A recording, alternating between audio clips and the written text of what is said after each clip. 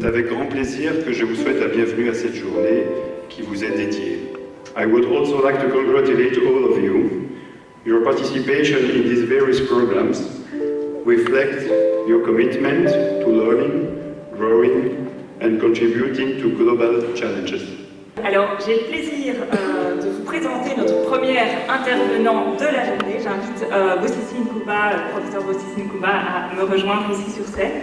Tout le monde aime bien le chocolat, mais on sait très bien que le pays où il est consommé, le pays où on a Nestlé et les 5 plus grandes entreprises qui vont transformer le chocolat, c'est souvent des pays où il ne pousse aucune plante qui produit les produits initiaux. Donc, on a ça, pour le chocolat, le café, et ainsi de suite. Beaucoup de produits, même agricoles, doivent aussi faire le tour du monde. Ces grandes entreprises, souvent multinationales, qui ont investi lourdement, qui ont des actionnaires qui réclament des dividendes, qui jouent le taux de profit, eh bien, ces grandes entreprises continuent de faire un lobbying très fort auprès des décideurs politiques, auprès des administrations et même parfois auprès de l'opinion publique. Le chemin a été long pour prendre conscience de l'importance des enjeux.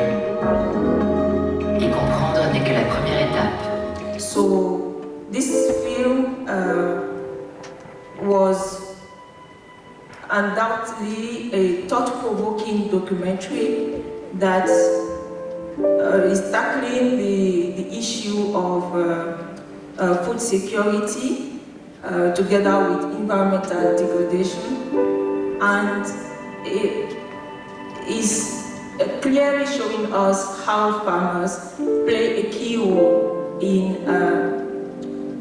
in that food security.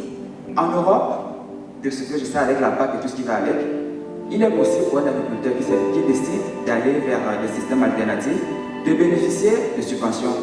Et donc, cela permet tout du moins de maintenir un certain niveau de vie. Par contre, dans le contexte, je vais prendre celui du Cameroun, qui est mon pays d'origine, où un peu plus de 60% de la population pratique l'agriculture, la situation est différente. Parce qu'il n'y a absolument pas, je dirais, de financement établi pour financer ces agriculteurs qui font de l'agriculture.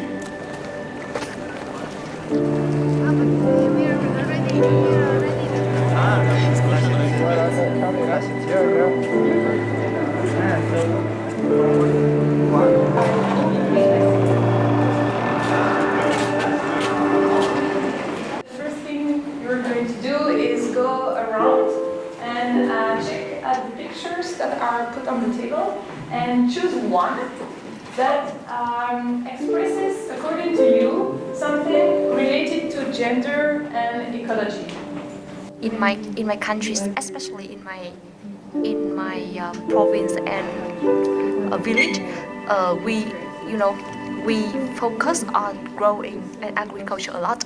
So that's why every year we suffer from the typhoon and natural disaster. Pour la prochaine improvisation, je vais vous proposer une improvisation coopérative agricole, en effet. Vous savez, on parle de donner du pouvoir. Aujourd'hui, pour cette improvisation, c'est vous qui allez avoir le pouvoir, puisque vous allez pouvoir, selon vos votes, changer le cours de l'improvisation. C'est-à-dire que je vais arrêter l'histoire grâce à ma sonnette. Je vais vous demander de voter soit en levant le poing, soit en levant la main. Excusez-moi, j'ai beaucoup de produits, mais parce que je fais les courses très peu fréquemment, et donc... Nous, on travaille notamment beaucoup avec des organisations paysannes, à soutenir des organisations paysannes dans toute une série de pays, pour justement soutenir cet effort et que la voix des paysans en fait, puisse arriver là où elle doit se faire entendre. Donc c'est aussi bien au niveau politique, mais aussi dans les négociations de prix dans les chaînes de valeur. C'est extrêmement important d'arriver ensemble, parce que quelque part, les décisions se prennent en fonction des rapports de force, qu'elles soient politiques ou économiques. Oh, je n'ai jamais vu un tel prix. C'est-à-dire 2 €. Vous coûtez 2 €. Ah, c'est nul, Michel. Oh, merci, Falapro.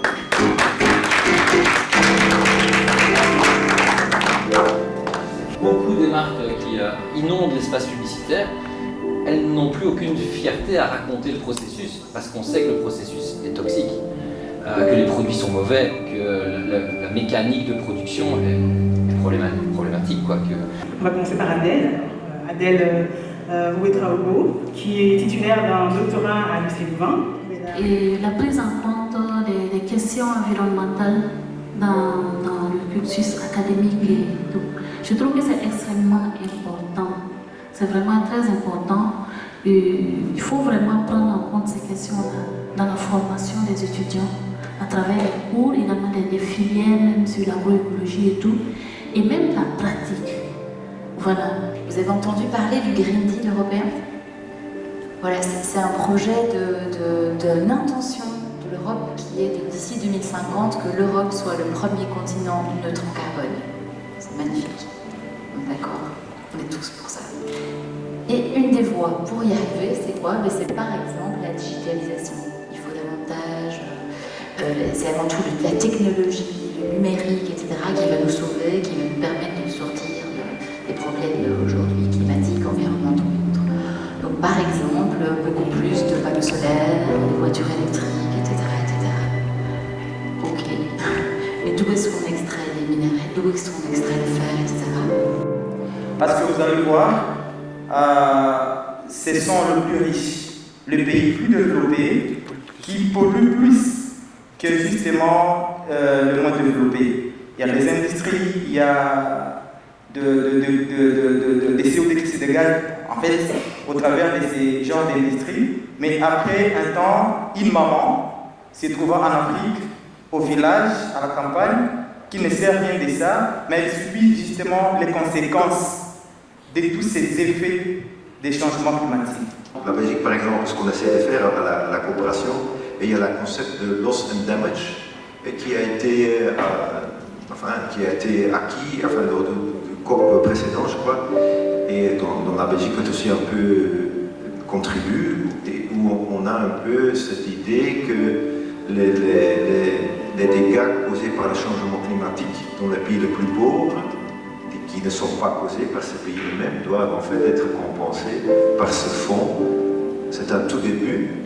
Il y a pas beaucoup, il y a un peu d'argent dans ce fonds, mais ce n'est pas grand-chose. Mais enfin, le principe est acquis.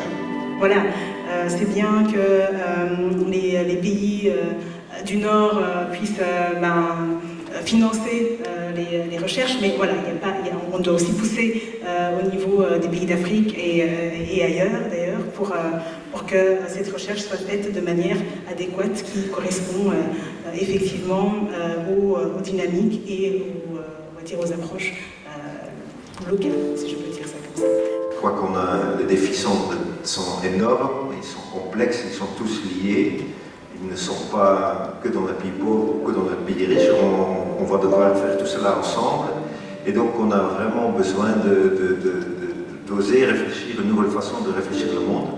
Et voilà, je crois que vous êtes là, que vous prenez la parole.